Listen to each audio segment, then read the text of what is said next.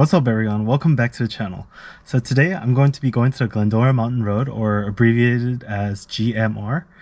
This place is a place that I've always gone, and the reason why I always go there is because the roads are really fun. If you like a lot of twisty and turny roads, this is the place to go, I think, because there are 3 routes. I think one is from Azusa, one is from Glendora, and one is, I'm not too sure, but I think that one leads from Mount Baldy. So while I'm there, I'm going to be reviewing the WK short shifter, the Cusco strut bars, the Carbontastic steering wheel, and the APR spoiler. Before I go, I'll probably be reviewing the Tesla styled head unit, and I'll let you guys know what I feel about that one. So let's get on to the review of the Tesla styled head unit, and then I'm gonna go and buy donuts from Donut Man. Okay, I'm gonna start the car, and then I'll show you guys how long it takes for this Tesla styled head unit to start up.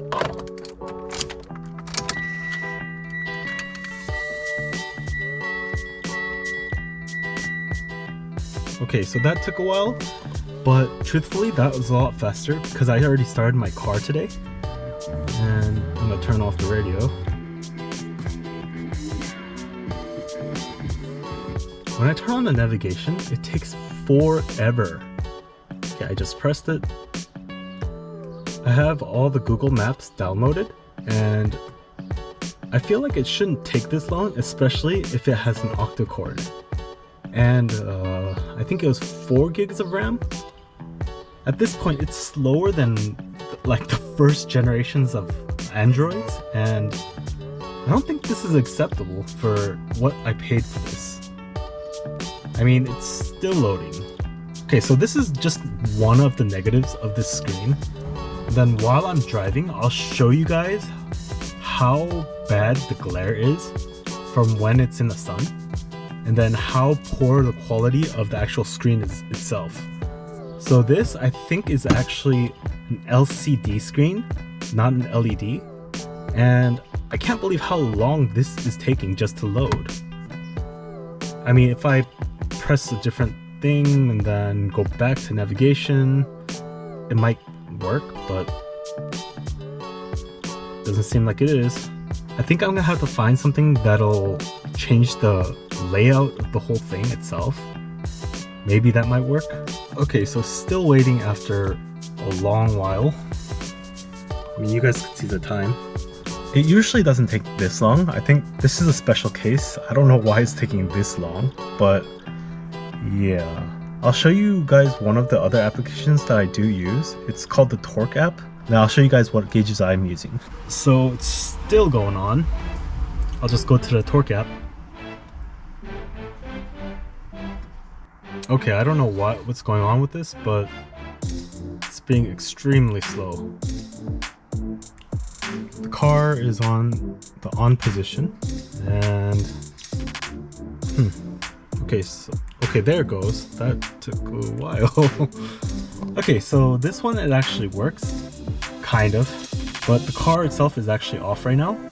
But I did drive it a little earlier, so I guess the coolant, voltage, the throttle is a little bit weird. The car is off, and it's saying that it's at 13.3% throttle, which is kind of weird. This is the only app that I use besides the navigation, and truthfully speaking, I probably would never get this Android head unit ever again, because what they advertise, I feel, is fake. I don't think it's an 8-core and it does not have the stated amount of RAM. I mean, it says that on the specification screen, but I don't know. Okay, besides the Tesla styled head unit, I think the other parts that I installed are a lot better. Let's go to a 3-way junction on the Glendora Mountain Road after Donut Man. Then I'll start reviewing all of the parts that I installed while driving on one of the routes on GMR. Let's get going. One thing that you guys cannot forget to get while you're here at GMR are strawberry donuts from the Donut Man. Look at these. They glisten. This is a review of the short shifter and the strut bars. So just from doing this, it's a lot smoother, and when you put it into gear, it gives an audible click. So it feels a lot smoother when you're doing it. So if I downshift right now, I'm not sure if you guys could hear that click, but it makes it so that you're actually feeling the car more.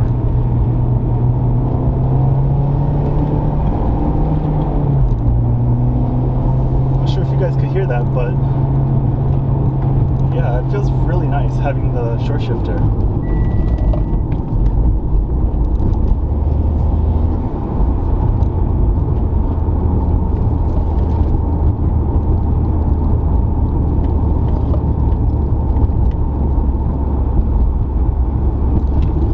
So another thing is the steering wheel.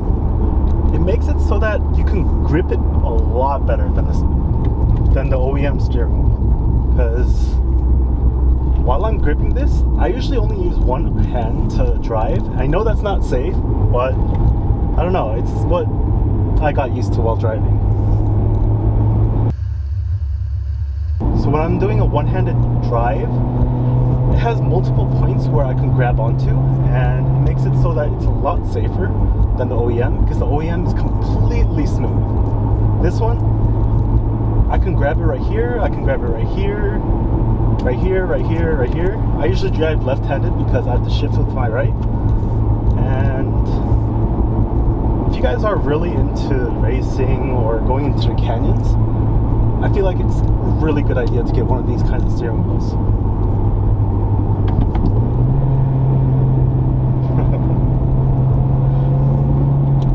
So I'll probably be doing this as a picture-in-picture, and I'll show you guys how it looks outside as well. But okay, whenever you're going to canyons, always make sure to let the motorcyclists go first, because they will definitely be faster than you because of how the motorcycle is shaped, I guess.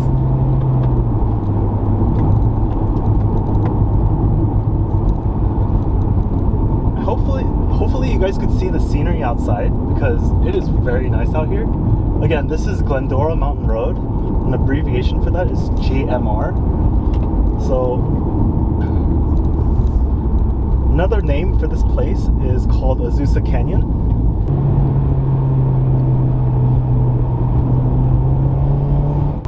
I think 3 different mountains are actually in this road course. I think it's Mount Baldy, Glendora, and Azusa. So there's actually 3 different entrances. I always go to the one that's next to the Donut Man, and that's pretty much why I always get Donut Man when I come here. So if you guys are ever in the SoCal area and you love driving on mountain courses, make sure to drop by this area, because this is definitely one of the most fun, as you guys can see.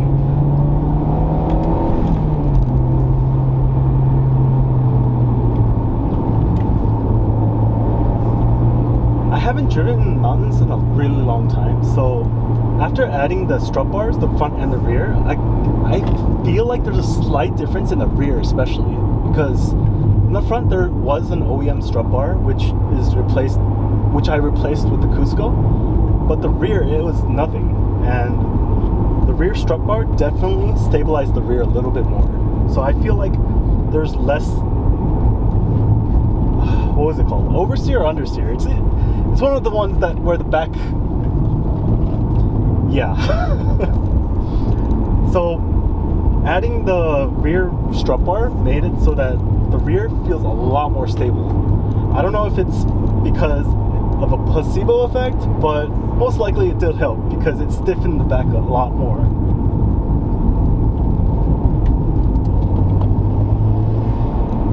Wow, that view though.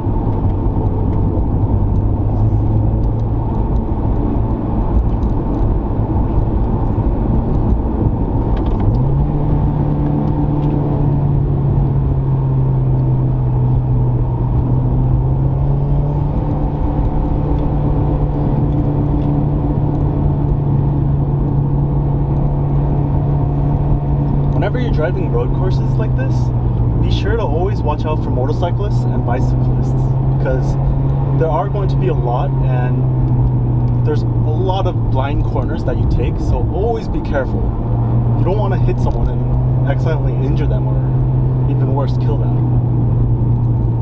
So even if you're driving correctly, it could be them that are driving horribly and end up hitting you. But if you're in the right, at least you know you were in the right.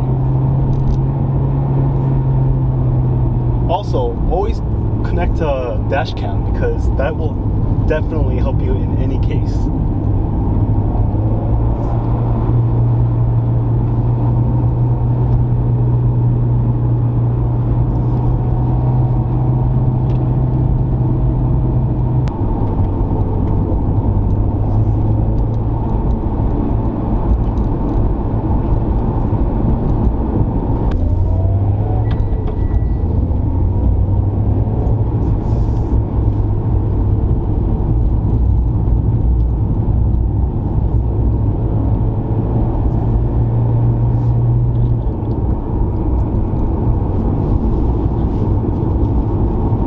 So those of you that were worried about the side mirror being too small, these APR side mirrors are actually they're actually very nice, because you actually could see more.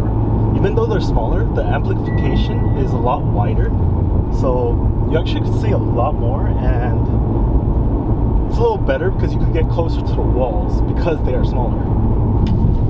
Wow, this person.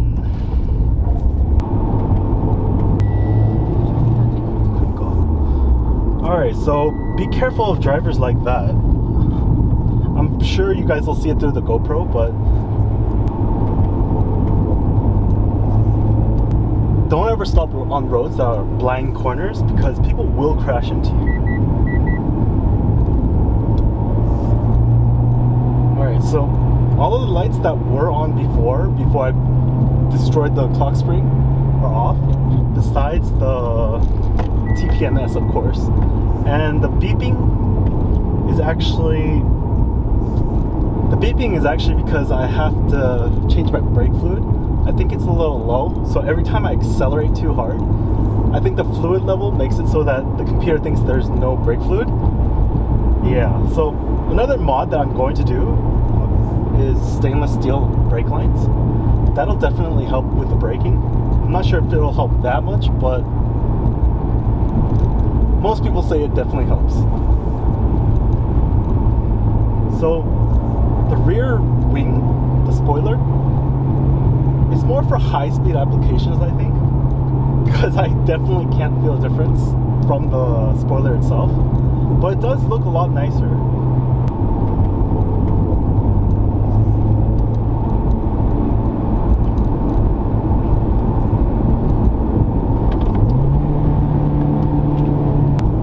Actually makes it so that you can't see as much, but you have a clear cutout.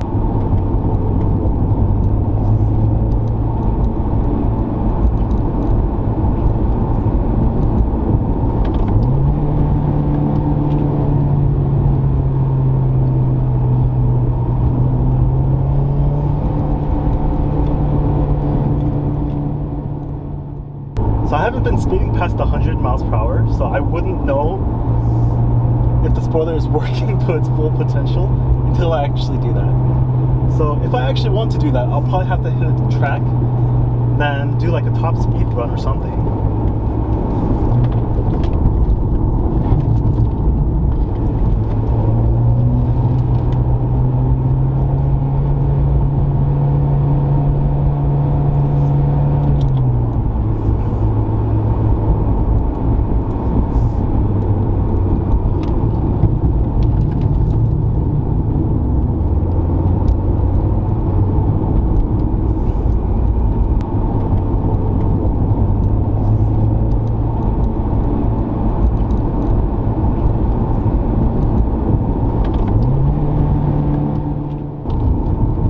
Want to come when it's less crowded, a good time would probably be around 3 a.m., 4 a.m., because there's barely anyone on the roads. But besides then, you're always going to have to be careful.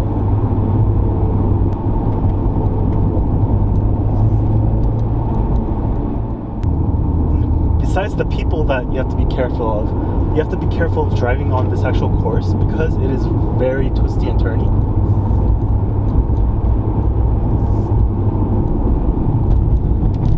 and try to make sure to stay in your own lane. I know a lot of people cross lanes and try to use both sides to make it so that they have a race line, but safety is number one.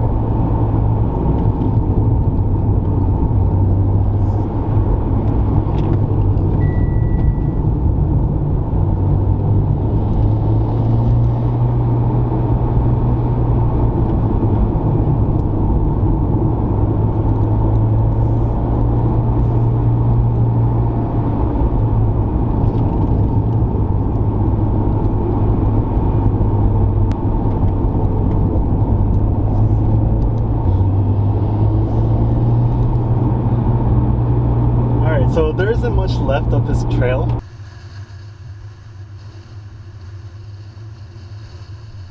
I started at the three-way split.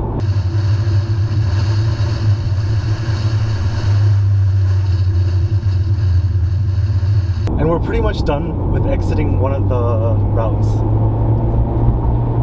So here's the rest of the view of this route.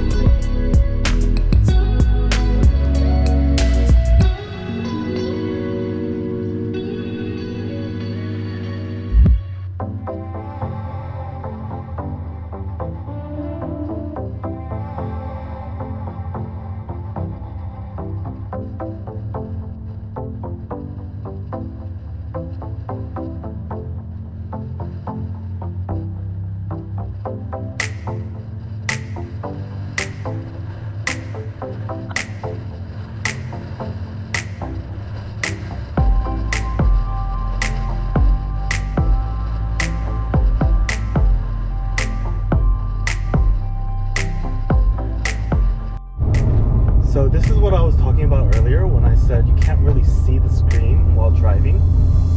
And another problem is when you're turning on the navigation, it might just be my unit, but look at this. This is where it's centered. Yeah, that doesn't make sense.